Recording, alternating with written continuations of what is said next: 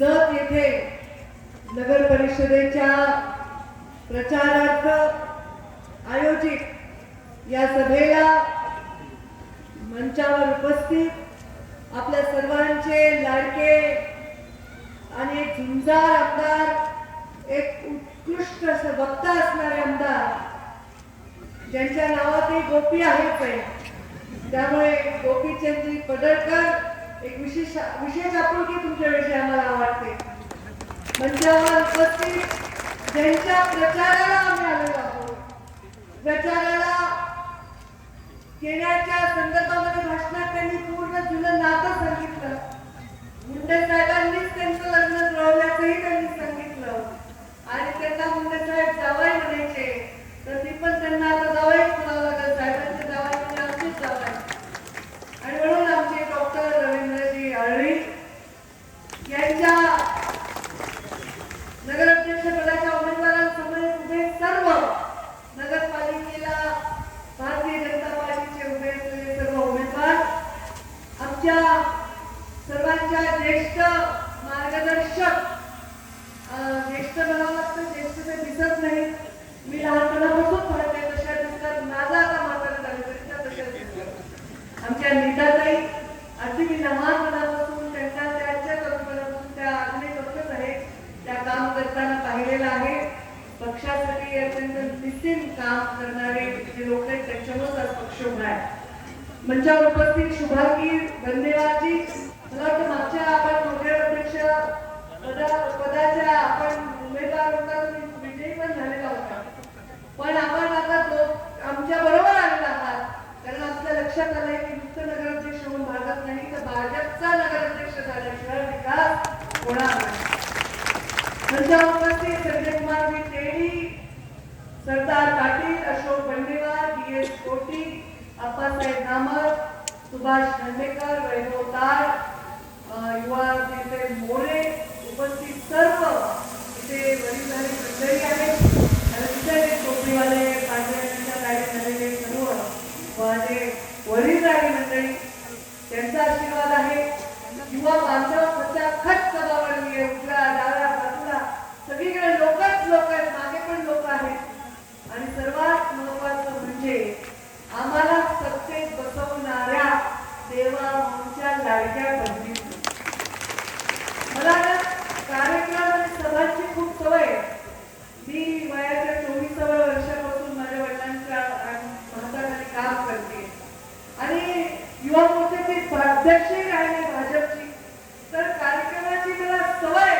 पण बऱ्याच वेळा असं होतं की 10,000 माणसं असतात आणि एकटीच असते त्याच्यामध्ये कार्यक्रमाला भाषण करा.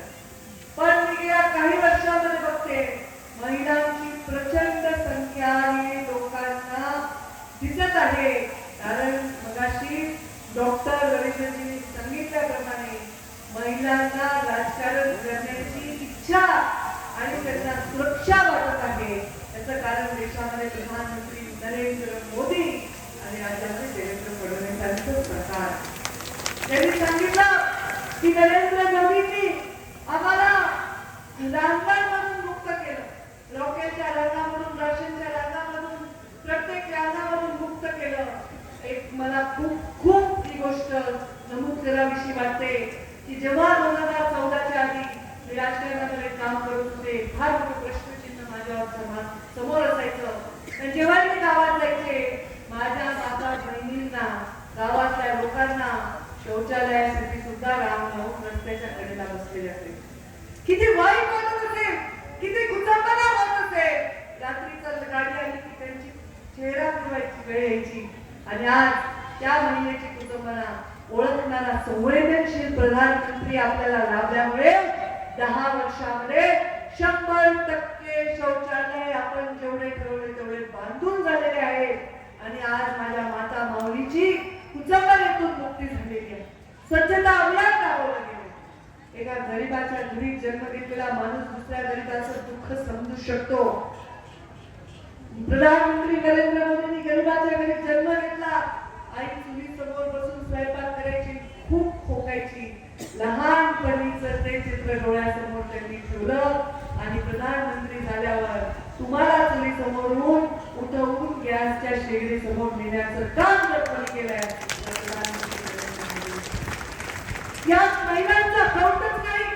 महिलांचा 50% देशामध्ये ही लोकसंख्या असताना अकाउंटमध्ये महिलाच नाही. जनधन ही योजना केल्यामुळे आज आमच्या सगळ्या महिलांचे अकाउंट आहेत आणि त्यामुळे तुम्हाला मिळणारे लाभ दुसरं कोणी हडपून घेऊ शकत नाही. डायरेक्ट तुमच्या अकाउंट मध्ये आधार कार्डची संकल्पना काढली आणि आज हे सगळं त्यांनी केलं कारण गरिबांच्या विषयी त्यांच्या मनामध्ये पीडा. आमचे अत्यंत कष्टाळू कर्तृत्ववान मुख्यमंत्री देखील त्यांचे नेतृत्व नरेंद्र मोदी यांच्या पावलावर पाऊल ठेवून काम करत आहेत. या राज्यामधली गरिबी हटवण्यासाठी अनेक योजना केल्या.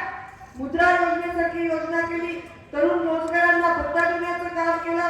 स्वयंरोजगाराला त्यांनी चालना दिली आणि या मायमाऊलीची स्वतःला सुरक्षा असावी वाटते म्हणून लाडकी बहीण सारखी अत्यंत प्रभावी योजना केली.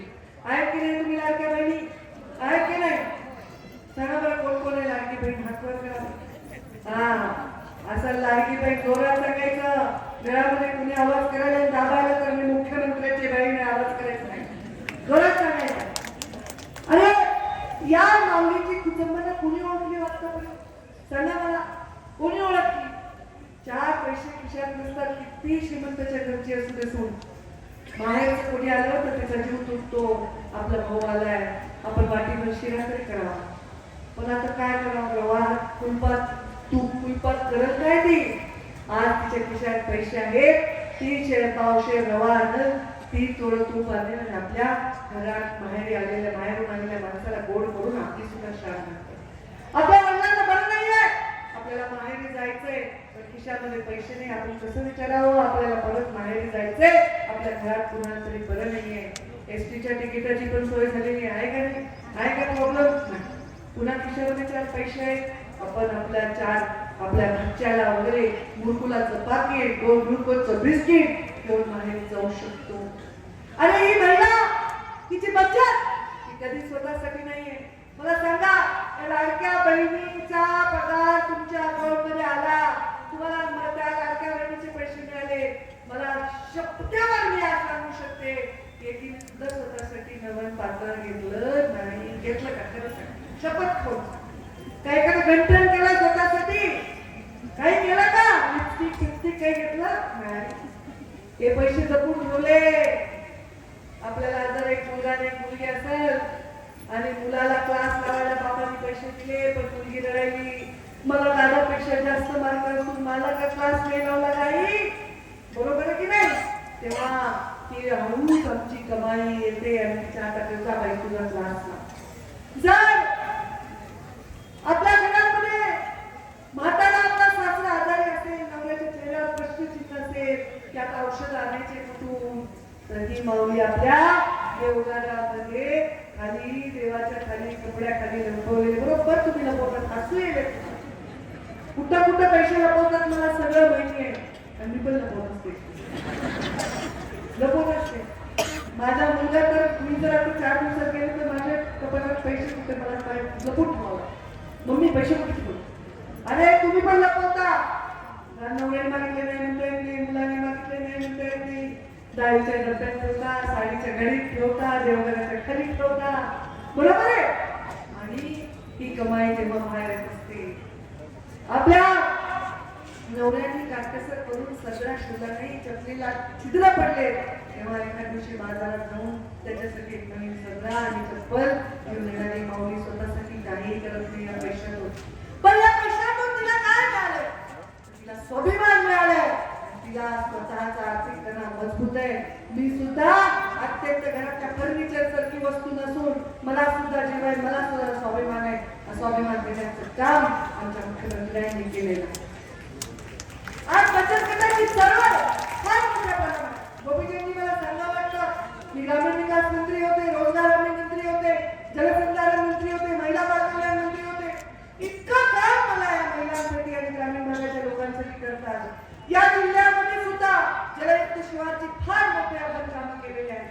मागासलेल्या आणि पूर्णपणे दुष्काळी भागामध्ये मोठं काम केलंय. आता इथे माण खुटावच्या भागामध्ये एक तरुण मुलगा माझ्याकडे डाळिंबाचा एक डबा घेऊन आला आणि त्यांनी सांगितलं, ताई हे डाळिंब तुमच्यासाठी दिलं. कशाबद्दल?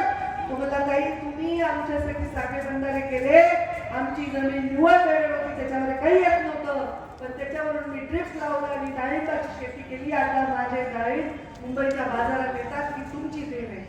काय पाहिजे आपल्या शेतकऱ्याला? जेव्हा तो काम करणारा शेतकरी आपल्याला डोळ्यातून आशीर्वाद देतो, याच्यापेक्षा मोठी कुठली संपत्ती नाही. किमान माऊली जेव्हा आम्हाला आशीर्वाद देते, याच्यापेक्षा मोठी कुठली संपत्ती नाही. आज तुम्ही सांगितलं या भागाच्या विकासाचा पूर्ण ब्लूप्रिंट गोपीचंद पडळकरांनी तयार केली आहे का? आतापर्यंत इतिहासात तुमच्या आमदारांनी एवढी काळजी केली? कधी विचार केला का की या भागाचा मला 5 वर्षामध्ये संपूर्ण चेहरा बदलायचा आहे? ते गोपीचंद पडळकरांनी केलंय. मी त्यांच्या पाठीशी आणि माझ्या पाठीशी मुख्यमंत्री खंबीरपणे उभे. आम्ही हा पूर्ण ब्लूप्रिंट प्रत्यक्षात उतरवू. तर आमचं कामच असेल, हा सूर्य आणि हा जयद्रथ. आमच्या विरोधी पक्षातले आमचे आता मित्र असतात त्यांनी मला सांगितलं, तुम्ही म्हणजे भाजपला फारच वेळेत. म्हणजे काय बाबा, म्हणजे तुम्ही आत्ता सांगता विकास करायचा आणि लगेच करता, उद्घाटन करून मोकळं होता, लोक विसरून जातात. आम्ही म्हणायचो विकास करू, त्याच्यात करू करू करू करत आम्ही 3 टर्म निवडून येतो, मग म्हणायचो बरं ठीक आहे, आम्ही तुम्हाला शब्द देतो. 1 लाखाचा फंड मिळाल्याबद्दल गावामध्ये जल्लोष व्हायचा, फंड मिळाल्यानंतर त्याचं वर्क ऑर्डर निघाल्यावर जल्लोष व्हायचा, त्याचे 10 वेळा उद्घाटन व्हायचे आणि मग आपण लोकार्पण करायचो. आणि तुम्ही शब्द दिला की लोकार्पण करता. लांबचा असाच विकास, हा सूर्य आणि हा जयद्रथ. आम्ही सांगितलं लोकांना की आम्ही तुम्हाला राष्ट्रीय महामार्गाने जोडू, आम्ही जोडलं. आम्ही मुख्यमंत्री ग्राम सडक योजनेने जोडलं, आम्ही जलयुक्त शिवार केलं, आम्ही बचत गटाची चळवळ लावली, आम्ही लाडकी बहीण केली, आम्ही शेतकरी सन्मान योजना केली, आम्ही शेतकऱ्याच्या अकाउंटमध्ये डायरेक्ट मदत करायचा निर्णय वेळोवेळी घेतला की त्यांच्यापर्यंत पोहोचेल याची काळजी केली. गरिबांचंही कल्याण केलं, उद्योगधंदे पण आणले आणि मोठा औद्योगिकीकरण राजकारणामध्ये या राज्यामध्ये करून हे नंबर 1 राज्य करण्यासाठी आपण कष्ट करतो. रोजगार लोकांना मिळावा याच्यासाठी कष्ट करतो आणि हे सर्व आम्हाला शक्य झालंय ते आमच्या प्रधानमंत्री नरेंद्र मोदी यांच्या ब्लूप्रिंटमुळे. त्यांच्या ब्लूप्रिंटमध्ये गरिबांना स्थान पहिल्यांदा, दारिद्र्य निर्मूलनाचा, गरीब कल्याणाचा कार्यक्रम त्यांच्याकडे आहे. आणि इथे कुठल्याही जाती धर्माला भेद नाही. माझ्या मुस्लिम बहिणी इथे बसलेल्या आहेत, माझ्या सर्व जाती धर्माच्या बहिणी इथे बसलेल्या आहेत. लाडकी बहीण करताना तुम्हीच कुठल्या धर्माची आणि जातीची असेल, फक्त गरीब बहिणीची अट आहे. आता मला विचारायचं, हळूच हे वाढणार आहे का काही? नक्की वाढेल ना, न वाढायला काय करा. आता ते कधीच नाही मिळणार, तर मिळालंय तर ते काय कमी करणार का? ते वाढेल. पण आता परत एक तपास चाललाय. काही लोकांनी बोगस फॉर्म भरले, काही तर भावानीच बहीण म्हणून फॉर्म भरले आहेत ना. असे महाभाग आपल्याकडे पुरुषांनी भरले लाडकी बहीणचे फॉर्म. ते सगळं छाती चालू आहे. नक्कीच त्याच्यामध्ये वेळोवेळी तुम्हाला सन्मानजनकच वाढ मिळत राहील आणि दिलेलं वचन पाळण्याची आमची परंपरा देखील कायम आहे. म्हणून येणाऱ्या 2 तारखेला, आता तर उद्याच आहे, आज शेवटचा दिवस आहे प्रचाराचा, 10 वाजेपर्यंत प्रचारच आहे आणि त्याच्यानंतर उद्या सकाळी मतदान आहे. डॉक्टरांनी सांगितलं, डॉक्टर असल्यामुळे सकाळी उठून स्वच्छ आंघोळ करा. तुमचं काय म्हणणे, स्वच्छ आंघोळ करत नाही का? रोजच स्वच्छ आंघोळ करतात ते. त्यांचं म्हणते स्वच्छ मनाने या. स्वच्छ मनाने आल्यावर डोळे बंद करावं, देवाची आंघोळ करा, देवाला हात जोडा. देवात एक मूर्ती असते ना महालक्ष्मीची, कशावर बसली आहे? आता महालक्ष्मीला काय तर ती कुठं बसायची? बरोबर आहे, महालक्ष्मी कमळावर बसली आहे की नाही? मग कमळावर बसून लक्ष्मी आपल्या घरात येईल का नाही? मग आपण काय करायचंय? कोणतं बटन दाबायचं? कोणतं बटन दाबायचं? कोणतं बटन दाबायचं?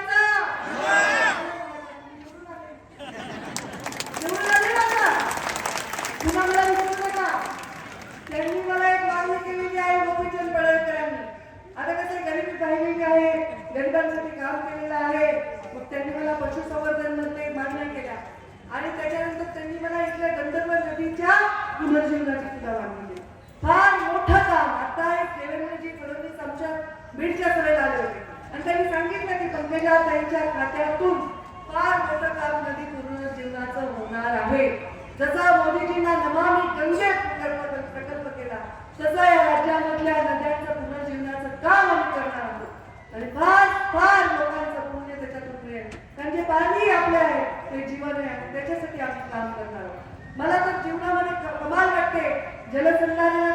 नदीचं शिवारणी केलं तेव्हाही मला पाण्यासाठी काम करता आलं. मला नेहमी माझ्या जीवनामधला संकल्प होता नीर आणि नारी. नीर म्हणजे काय काय आणि नारी म्हणजे काय तुम्ही सांगा. देवी आहे, शक्ती आहे. नीर आणि नारीवर ज्यांनी काम केलं त्याला जनता कधीच विसरत नाही, कधीच विसरत नाही. आणि म्हणून त्या गंधर्व नदीचं पुनर्जीवन करण्याचा शब्द मी तुम्हाला देते. हा असा शब्द नाही. गोपीनाथ मुंडेची लेख तुम्हाला शब्द देत आहे. कुठला शब्द तुम्हाला महाविद्यालय पाहिजे. अरे महाविद्यालयामध्ये आम्ही खूप आग्रह केला पण हे अधिकार ते युनिव्हर्सिटीला आहे. आणि म्हणून त्यांनी काय केलं एका विभागात एकच महाविद्यालय द्यायचा निर्णय केला. पण तुमच्या मागणीचा सन्मान करून या मागासलेल्या भागातून लोक शिकावे, मुलं शिकावे आणि या भागामध्ये प्रयोग आहे वेगवेगळे जेणेकरून आपण आपल्या ज्या जाती आहेत ज्या आपल्या भारतीय जाती आहेत गाईच्या बकरीच्या कोंबडीच्या त्यांचं इथे मोठ्या प्रमाणामध्ये काम होतं.